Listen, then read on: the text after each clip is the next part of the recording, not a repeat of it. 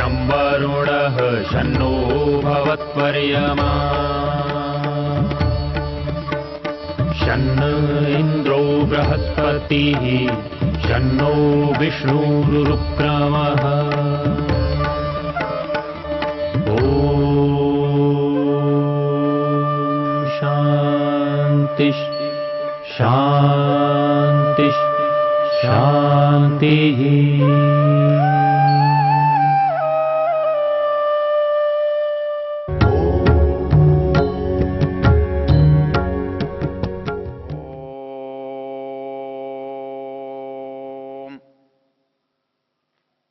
हम इस वेद ज्ञान की चर्चा में ऋग्वेद के 10वें मंडल के 34वें सूक्त की बात कर रहे हैं।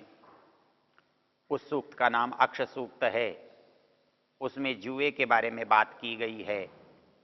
पिछले प्रसंगों में हमने देखा था कि हमारे ऋषियों ने हमारी उन प्रवृत्तियों को अंकुश लगाने के लिए कुछ उपाय बताए।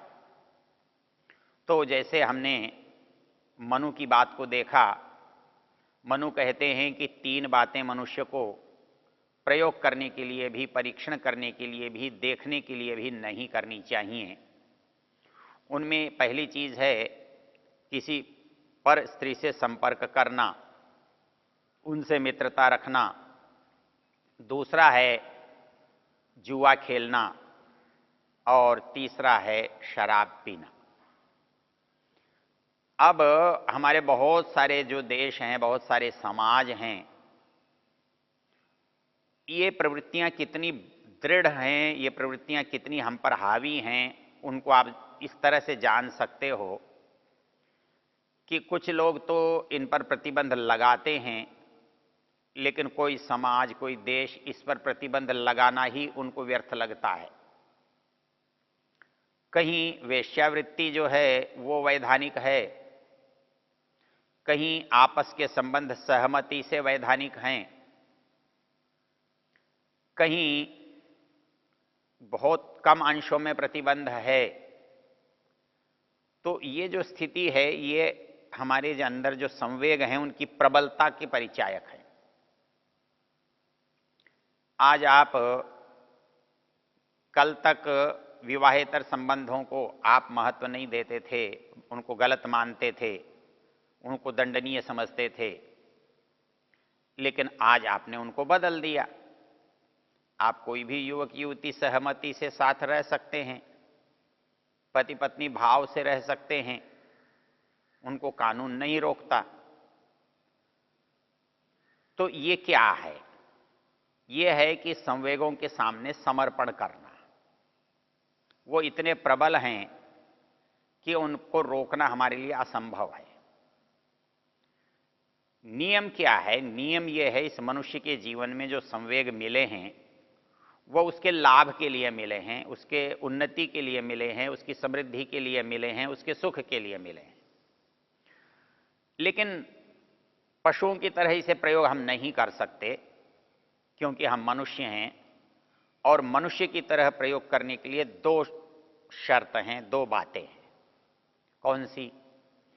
एक तो इस पर नियंत्रण पूर्वक इसका उपयोग करना, और दूसरा है परिश्रम पूर्वक इसे प्राप्त करना। सारे मनुष्य समाज की जो मूल परिस्थिति है कि हमारे पास हर इंद्रिय का जो भी विषय है, जो भी उसका सुख है, वो प्राप्त तो हम कर सकते हैं कि करने के लिए ही हमें इंद्रियां मिली हुई हैं। लेकिन मनुष्य समाज की व्यवस्था कहती है कि यदि आप उस पर बिना नियंत्रण के चलेंगे तो ये आपके लिए घातक होगा, और यदि आप बिना परिश्रम के लेंगे तो ये अमर्यादित होगा। तो बिना परिश्रम के किसी चीज को प्राप्त करना तो ऐसा है जैसे बिना मूल्य प्राप्त कर लेना। लेकिन मनुष्य की एक प्रवृत्ति है, वो बहुत भी चाहता है और बिना मूल्य भी चाहता है। तो बहुत और बिना मूल्य चाहने के उदाहरण हैं, चाहे वो काम है, चाहे लोभ है, चाहे मद है। हम शराब पीकर बहुत जल्दी अपने आप को भूल जाना और सुखी होना चाहते हैं, उसके लिए हमें यदि परिश्रम से अर्जित धन नहीं है तो चोरी भी करनी पड़ती है, दूसरों से ठगी भी करनी पड़ती है, भीख भी मांगनी पड़ती है। इसी तरह से जुआ है, जो हम बहुत जल्दी धनवान बनना चाहते हैं, बड़ी मात्रा में धन प्राप्त करना चाहते हैं, तो इसके लिए हम यत्न करते हैं। लेकिन समझने की बात यह है कि जब किसी पास जुए में धन आता है तो इसका दूसरा अर्थ यह होता है जब किसी का जाता है तभी हमारे पास आता है। जिसके पास आता है वो कम हैं, एक हैं, दो हैं, चार हैं, और जिनसे जाता है वो लाखों हैं, करोड़ों हैं। तो इसलिए इसमें दुर्भाग्य से कभी सुख मिला भी तो एकाध को मिलेगा, लेकिन हजारों लाखों को दुख तो सदा ही मिलेगा, हानि तो सदा ही होगी। इसलिए इसे कोई न्यायपूर्ण व्यवस्था नहीं कह सकते। ये दूसरे को ठगने जैसा ही है। ये लोभ के माध्यम से ठगते हैं, कोई भय के माध्यम से ठगता है, कोई मूर्ख बना करके ठगता है। तो ऐसी स्थिति में इस पर जो प्रतिबंध लगाया गया है, क्योंकि हम जो भी चाहते हैं नियम यह है उसे अपने नियंत्रण में रखकर काम में लें और अपने परिश्रम से उसे उपार्जित करें, उसे प्राप्त करें। यही स्थिति काम भावना के साथ है। उसमें नियंत्रण भी चाहिए और परिश्रम भी चाहिए। परिश्रम से उपार्जित हो, वो चाहे मेरे परिवार के रूप में हो, मेरे जो सदस्यों के सहयोग सहायता के लिए किए जाने वाली बातों के रूप में हो, उसमें यदि मैं परिश्रम नहीं करता और नियंत्रण नहीं करता तो वो मेरे लिए सुख का कारण नहीं बन सकता। तो समाज में अतिशय कामांधता दुख का कारण है, अतिशय लोभ के रूप में जुआ भी दुख का कारण है, और अतिशय मद के रूप में शराब भी दुख का कारण है। तो और ये तीनों चीजें हमारे जीवन में बहुत प्रबल भावों के साथ जुड़ी हुई हैं। इन पर नियंत्रण करना सामान्य लोगों के लिए संभव नहीं है। ये केवल भय से या दंड से भी काबू में नहीं आती हैं। इनके लिए विवेक भी चाहिए, दंड भी चाहिए, और हमारे लिए परिस्थिति भी चाहिए। अर्थात हम ऐसी परिस्थितियों में न रहें जिनसे ऐसे काम हम बाध्यतावश कर डालें। इस दृष्टि से इसका जो दंड है वो भी जो जानबूझकर करता है, दुरुपयोग पूर्वक करता है, दुष्टता पूर्वक करता है, उसको अधिक मिलता है। तो हमने देखा कि इसके लिए कि वो कोई भी हो, जानकार हो, अनजान हो, समझदार हो, मूर्ख हो, बहुत साधु संत हो, दुनियादार हो, लेकिन इन पर नियंत्रण करना आसान नहीं है। इसलिए नियंत्रण करने के लिए हमारे ऋषि लोग वातावरण बनाते हैं, क्योंकि वातावरण बनाने पर नियंत्रण अब आसान हो जाता है।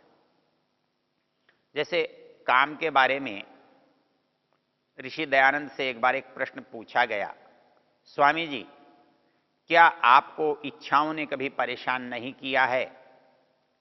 उन्होंने कहा कि ये प्रश्न अवकाश पर होता है। यदि आप अपने को अवकाश में नहीं रखते तो इच्छाओं के उदय होने का प्रश्न पैदा नहीं होता।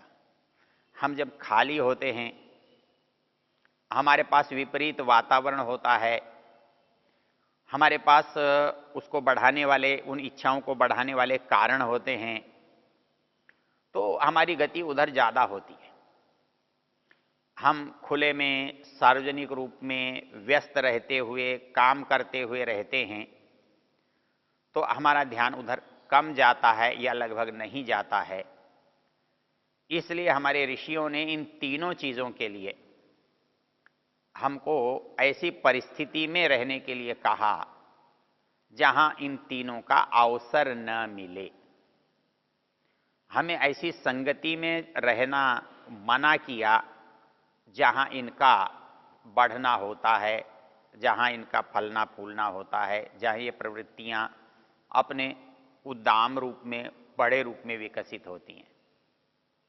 बुराई की एक पहचान है, वो एक बुराई से बुराई रुकती नहीं है। जब हम एक बुराई से जुड़ते हैं तो बुराइयों की एक श्रृंखला चल निकलती है और हमको दूसरी बुराई प्रेरित करती है कि ये भी कर लो, ये भी कर लो, ये भी कर लो। इसके लिए एक बड़ा सुंदर उदाहरण है। संस्कृत साहित्य में एक श्लोक है, भिक्षो मांस निषेवणम प्रकुरुषे किम तेन मद्यम विना, मद्यम चापि वरम वरमहो वारांगनाभिस्सह, तासाम अर्थरुचि कुतस्तव धनम द्यूतेन चौर्येण वा, अहो दूत चौर्य परिग्रहोपि भवतः भ्रष्टस्य कान्यागति। कोई महात्मा जी थे, किसी महात्मा जी को किसी स्थान पर किसी सज्जन गृहस्थ ने, सज्जन व्यक्ति ने ऐसा भोजन करते हुए देखा जो उनके लिए वर्जित है, पाप है, त्याज्य है। तो उन्होंने पूछा, महात्मा जी भिक्षो मांस निषेवणम प्रकुरुषे, अरे तुम जैसा त्यागी, तपस्वी, धर्मात्मा आदमी जो सात्विक विचारों का, सात्विक व्यवहारों का प्रतीक है, वो मांस खाता है? तो महात्मा जी कहने लगे, तुम मांस की बात करते हो। भिक्षो मांस निषेवणम प्रकुरुषे किम तेन मद्यम विना, अरे भाई कोई मांस खाता है और उसके साथ शराब नहीं पीता तो बेकार करता है। मांस खाने का आनंद ही तब है जब उसके साथ शराब हो। बोले, अरे बाप रे महात्मा जी, तुम अकेला मांस ही नहीं खाते हो, शराब भी पी लेते हो। तो कहते हैं, भिक्षो मांस निषेवणम प्रकुरुषे किम तेन मद्यम विना, कहता है मद्यम चापि वरम वरमहो वारांगनाभिस्सह। कहता है, अरे भले आदमी तू समझता ही नहीं है, जैसे मांस जो है वो बिना शराब के आनंद पूरा नहीं देता, वो शराब भी कोई अकेले पीने की चीज थोड़ा ही है, वो भी वेश्याओं के साथ पी जाए तो ज्यादा अच्छा रहता है। वो कहता है वारांगनाभिस्सह, वारांगनाओं के साथ बैठकर उसको पिया जाए तो उसका आनंद बढ़ता है, वास्तविक आनंद आता है। ये घबराकर बोला, बोले महात्मा जी आप तो कमाते नहीं हो, आपके पास आय का कोई स्रोत नहीं है, आप तो भिक्षावृत्ति करने वाले व्यक्ति हो, मांग कर खाते हो, तब इतना बड़ा धंधा कैसे करते हो? क्यों कि इन सब के लिए तो बहुत पैसे चाहिए, कोई वेश्या आपको बिना पैसे अपने पास क्यों आने देगी? तो वो व्यक्ति क्या कहता है, भिक्षो मांस निषेवणम प्रकुरुषे किम तेन मद्यम विना, मद्यम चापि वरम वरमहो वारांगनाभिस्सह। उसने कहा, तासाम अर्थ रुचि, वो तो आपको बिना पैसे अपने पास नहीं फटकने देंगे, फिर आप क्या करते हो?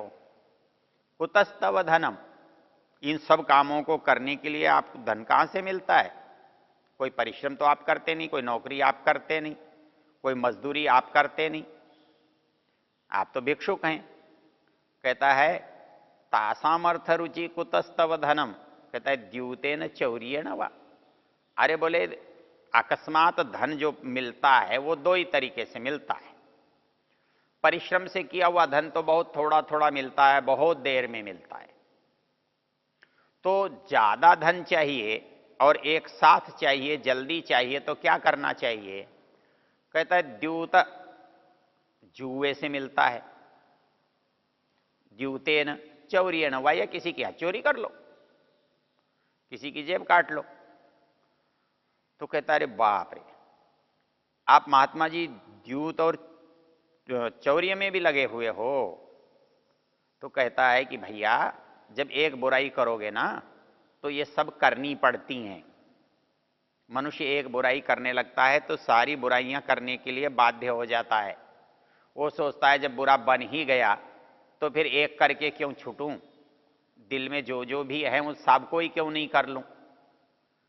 तो कहता है तासाम अर्थ रुचि कुतस्तव धनम द्यूते न चौर्येण वा।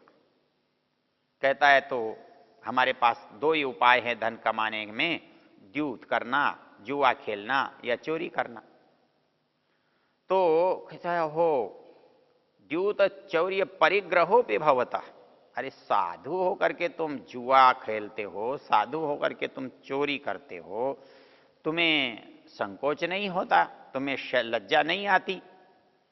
कहता है भ्रष्टस्य कान्यागति। बोले भाई साहब जब आदमी एक बार कहीं लुढ़क जाता है तो एक ही सीढ़ी पर नहीं रुकता, उसको रुकने के लिए तो फिर अंतिम परिस्थिति चाहिए। तो इसलिए जब हम एक बुराई में अपना कदम रख देते हैं तो वो एक बुराई करके हम रुक नहीं पाते, रुक नहीं सकते। हम बुराई में जब रास्ते में पैर उठा देते हैं, पैर रख देते हैं, तो वो पैर हमारा फिसल जाता है। और वो पैर फिसल कर कहाँ रुकता है, जहाँ जमीन आती है नीचे गिर जाता है तब रुकता है।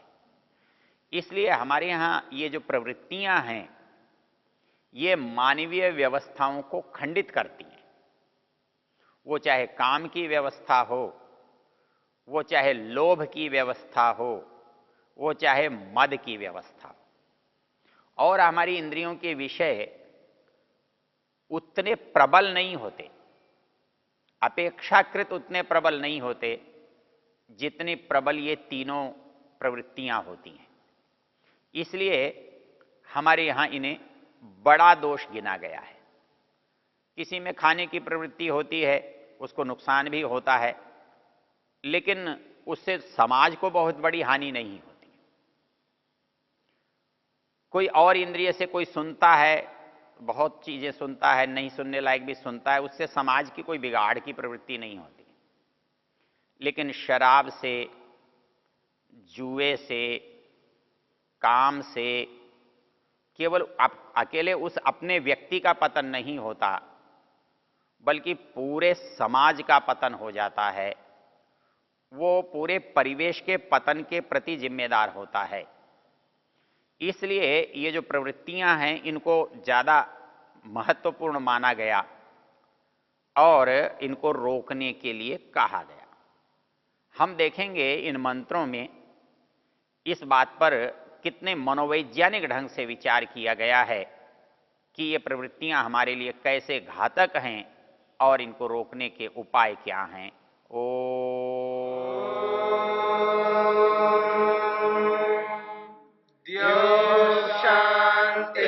शांतिरंतरिक्षं शांति पृथिवी शांतिरापः शांतिरोषधयः शांतिः वनस्पतयः शांतिर्विश्वे देवा शांतिर्ब्रह्म शांति सर्वं शांति शांतिरेव शांति क्षमा शांतिरेधि। ओम शांति शांति शांति।